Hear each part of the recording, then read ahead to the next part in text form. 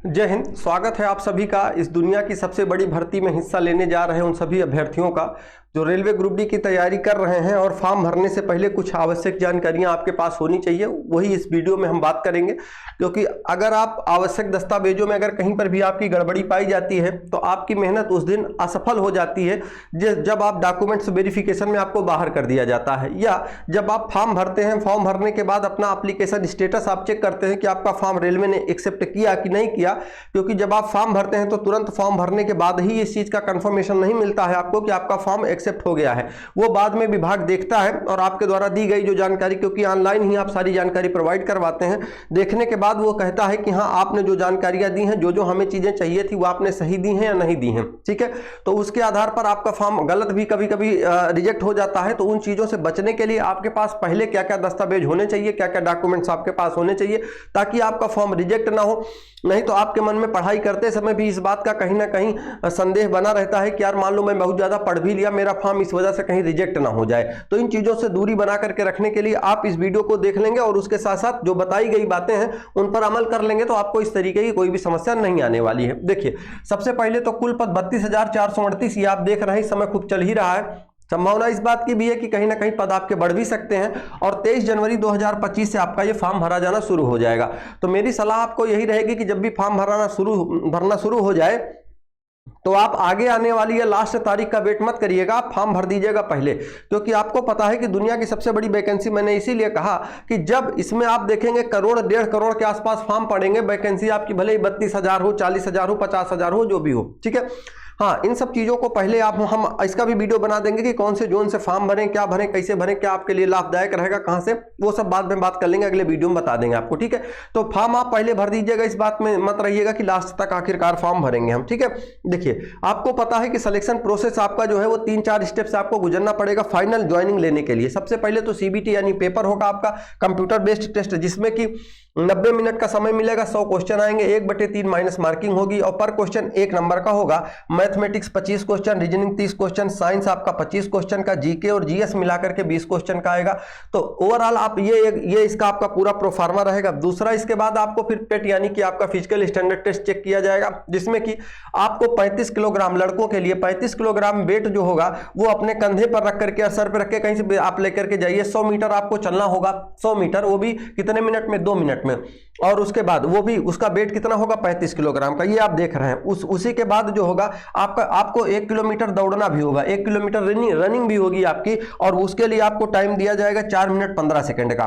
वही सेम काम लड़कियों को करना होगा, लेकिन लड़कियों के लिए जो वेट होगा वो 20 किलोग्राम का होगा। ये देखिएगा, आप देख रहे होंगे 20 किलोग्राम का वेट होगा और इनमें से 100 मीटर आपको जाना होगा लेकर के उसको 2 मिनट में, चाहे दौड़ के जाइए चाहे पैदल जाइए, वो आपके ऊपर है। और उसी में फिर आपको 1 किलोमीटर रेस भी करना होगा, 5 मिनट 40 सेकंड का समय मिलेगा। ठीक है, तीसरे स्टेप की अगर हम बात करें इसी में, उसके बाद फिर आता है आपका डीवी यानी डॉक्यूमेंट्स वेरिफिकेशन, फिर आएगा मेडिकल, फिर आएगा आपका ज्वाइनिंग।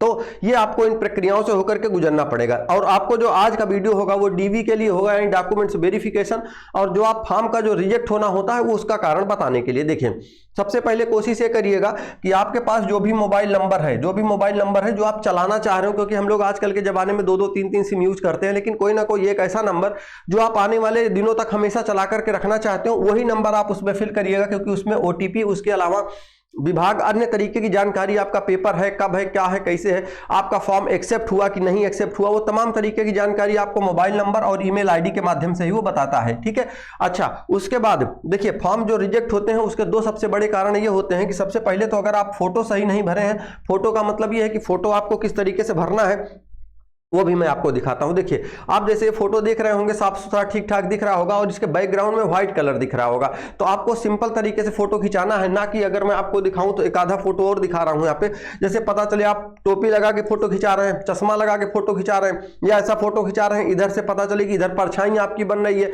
या बाल आपके चेहरे पे आ गए हैं। इस तरीके से ऐसे नहीं करना है, ठीक ठाक तरीके से फोटो खिंचाइएगा। इनमें देख लीजिए आप, और ऐसा नहीं है कि बैकग्राउंड में लाल, पीला, हरा कुछ भी कलर लगा लिए हैं, तो ऐसे नहीं करना है। एक मतलब जो उसका प्रारूप है उसी प्रारूप पे आपको फॉर्म भरना है। ठीक है, अच्छा, इसके अलावा अगर हम देखें कि अगर मैं कहाँ था, यहाँ था, देखो ये हो गया आपका फोटो के साथ साथ सिग्नेचर तो आप जो भी कर देंगे वो एक्सेप्ट कर लेता है। सिग्नेचर में उसको क्या मालूम कि आपकी सिग्नेचर आप कैसे करते हैं, वो तो विभाग यही सोचेगा ना कि अच्छा सिग्नेचर इसी तरीके से करते हैं, तो फोटो में सबसे ज्यादा यहाँ पे रिजेक्ट होता है फॉर्म, ध्यान रखेंगे आप। ठीक है, अच्छा, इसके बाद हम बात करें तो आधार कार्ड और मार्कशीट। देखिएगा, आधार कार्ड और मार्कशीट ये दो चीजें ऐसी हैं जिनमें से काफ़ी लोगों के नाम और पिता का नाम, माता का नाम, क्योंकि जैसे आप देखेंगे मार्कशीट है, आधार कार्ड है, तो इसमें अब पता चले कि मम्मी का नाम, पहली चीज़ तो आपका नाम रहेगा ही, डेट ऑफ बर्थ आपकी रहेगी, मम्मी पापा का नाम रहता है और उसके साथ साथ आपका एड्रेस रहता है। तो अच्छा, मार्कशीट में तो शायद मार्कशीट में नहीं रहता, आधार कार्ड में रहता है। तो देखो, अगर मम्मी के नाम में या पापा के नाम में या आपके नाम में, दोनों में, आधार कार्ड और मार्कशीट सर्टिफिकेट में कहीं से भी अगर कोई मिस्टेक दिखता है आपको, मतलब स्पेलिंग का मिस्टेक है, जैसे मान लीजिए मेरे आधार कार्ड में अगर नवीन ऐसे लिखा है, NAVEEN लिखा है, और मार्कशीट में NAVIN लिखा है, नवीन ऐसे लिखा है, तो आपको क्या करना है कि जो सही हो, जैसे अगर मान लीजिए ये वाला सही लगता है आपको तो फिर ये वाला सुधरवा दीजिएगा, ये वाला सही लगता है तो फिर ये वाला आप सुधरवा दीजिएगा, तो आप उनमें से उसको सही करा लीजिए। डेट ऑफ बर्थ दोनों की सेम होनी चाहिए, नेम और एज, क्योंकि डेट ऑफ बर्थ जो है वो दोनों में सेम ही होनी चाहिए, अलग अलग नहीं होनी चाहिए ना, ठीक।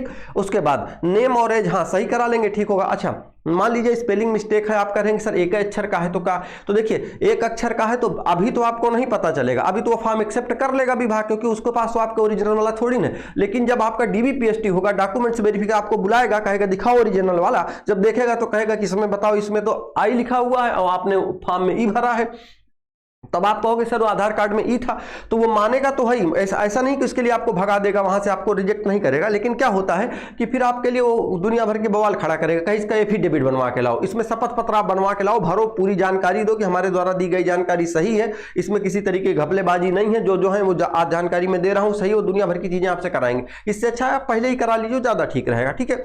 अच्छा, उसके बाद बात आती है कास्ट सर्टिफिकेट की। देखिए भैया, कास्ट सर्टिफिकेट हमारे यहाँ, अपने यहाँ क्या होता है, दो जगहों से बनता है, एक बनता है आपका स्टेट का, एक बनता है सेंट्रल का। बनेगा आपका, आप जहां से बनवाना चाहेंगे वही तहसील वगैरह में चल के पता कर लीजिएगा, या जहां पे जन सेवा केंद्र है वहां जाके पता कर लीजिए, कास्ट सर्टिफिकेट आप बनवा लीजिएगा, चाहे आप जनरल नहीं, EWS, OBC, SC और ST, ठीक है, इनका कास्ट सर्टिफिकेट जो लगेगा उनका आपके सेंट्रल का लगेगा, सेंट्रल का, उससे बोलिएगा कि सेंट्रल वाला बनाना है तो सेंट्रल वाला वो बना के दे देगा आपको, ठीक है। 2-4-10 दिन का हो सकता है समय ले ले, लेकिन हाँ बना के दे देगा, ठीक है। अब इसके अलावा बाकी और आपको अगर किसी अन्य तरीके की कोई जानकारी जो आपको लगती है कि हाँ हमें चाहिए और हमें लगता है कि बताना चाहिए, तो आप कमेंट करके पूछ लेंगे, तब भी मैं बता दूंगा। और हाँ, इसके अलावा अगर आप एक मतलब शुरू से तैयारी करना चाहते हैं तो जो क्लासें हैं यूट्यूब चैनल पे, इसी चैनल पे ही आप जाकर के प्लेलिस्ट देख लेंगे, तो वहां पर मैथ और रीजनिंग की क्लासें बल्कि शुरू नहीं हुई हैं, उसमें 4-6 चैप्टर हम लोग पढ़ भी चुके हैं, पढ़ने का मतलब पढ़ा भी दिए हैं, लोग पढ़ भी लिए हैं। तो आप भी अगर पढ़ना चाहते हैं, शुरू से तैयारी करना चाहते हैं, कौन सी किताब पढ़नी है, कैसे पढ़ना है क्लास, क्योंकि आपको पता होगा जब आप देखेंगे उसमें सुबह 7 बजे जो होती है मैथ की क्लास होती है 1 घंटे के आसपास, और शाम को 7 बजे रीजनिंग की क्लास होती है। आने वाले 3 महीने 4 महीने का एक प्रकार से शेड्यूल लेकर के हम लोग चल रहे हैं, चैप्टर 1 बाय 1 करके पढ़ाई भी कर रहे हैं। आप जुड़ना चाहते हैं तो जुड़ जाइएगा आराम से, कोई दिक्कत नहीं है, आप देख लीजिएगा, आपको पसंद आता है तो ठीक है, नहीं है तो फिर कोई बात नहीं, ठीक है। चलिए, अब बाकी इसके अलावा आगे आने वाली जैसी भी कोई जानकारी होती है वो हम आप तक प्रोवाइड करा देंगे, ठीक है। Okay, thank you. ओके।